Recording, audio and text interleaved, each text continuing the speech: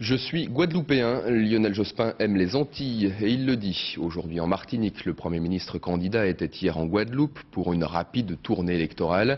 Lionel Jospin, désormais accompagné par son épouse dans la plupart de ses déplacements, a affirmé avec force croire en sa victoire le 5 mai prochain. Sur place, Véronique Gorel, Olivier Palomino. C'est un accueil musical, chaleureux et forcément coloré. Lionel Jospin est aux Antilles, accompagné de son épouse, comme désormais dans beaucoup de ses déplacements. C'est un week-end pascal auquel les Antillais sont particulièrement attachés, mais en cette période électorale, visiblement ils n'en veulent pas au candidat Jospin de ne pas respecter la trêve, car ici, il ne manque pas de supporters. Je n'oublie pas que la Guadeloupe m'avait mise largement en tête au deuxième tour.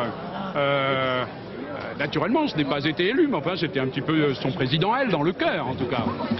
Dans les dom-toms comme en métropole, Lionel Jospin commence toujours par défendre son bilan, notamment en termes d'emploi.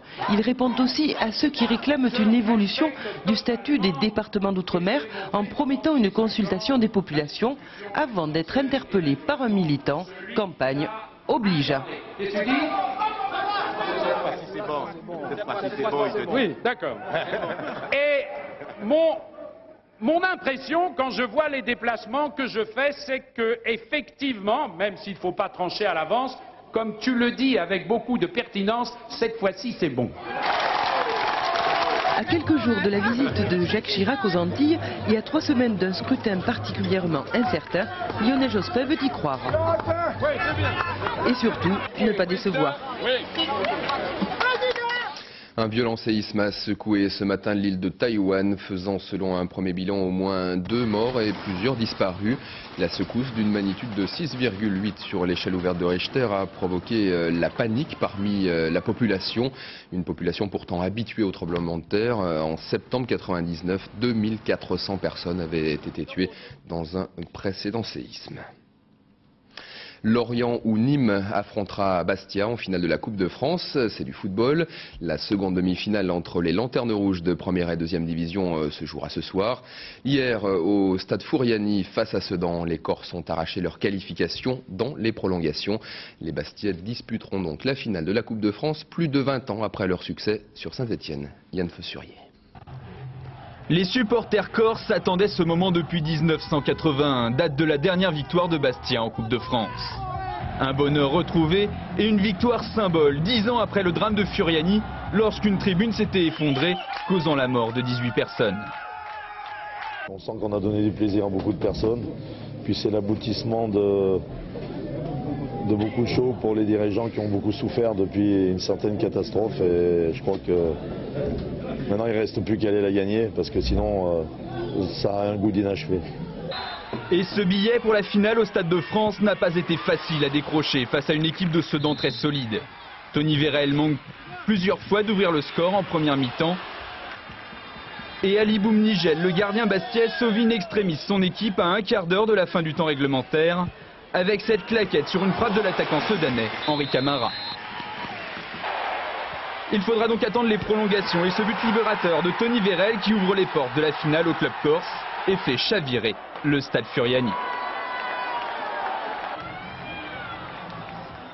Et pour Zinedine Zidane, heureusement plus de peur que de mal. Le magicien de l'équipe de France et du Real Madrid a été victime hier soir d'une violente agression lors du match contre Séville.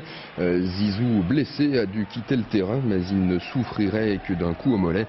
À 2 mois de la Coupe du Monde, on croise les doigts.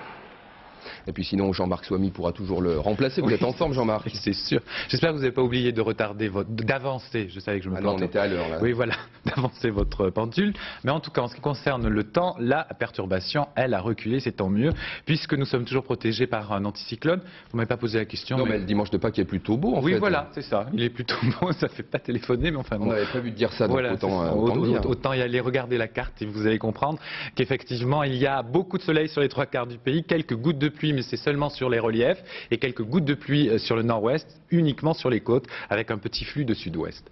Et donc, il fait chaud, il y a du soleil, donc les températures sont plutôt élevées. C'est bien, vous suivez, pour une fois, effectivement, les températures sont largement au-dessus des normes de saison. J'aime bien cette phrase, avec 17 degrés à Bordeaux et 20 degrés du côté de Toulouse, 15 cet après-midi à Paris. Et pour la fin du week-end, Pascal? C'est plutôt pas mal, toujours avec quelques nébulosités sur le nord-ouest du pays, puisqu'il y a une dépression sur les îles britanniques et il y a un débordement.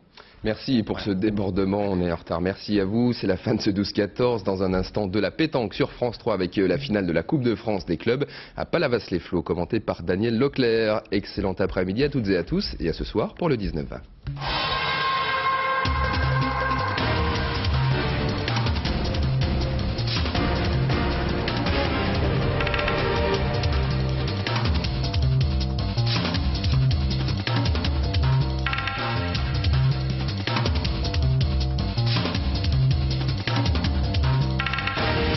Les cochonnets vont encore se sentir visés. Depuis Palavas-les-Flots, Coupe de France de pétanque, tout de suite sur France 3.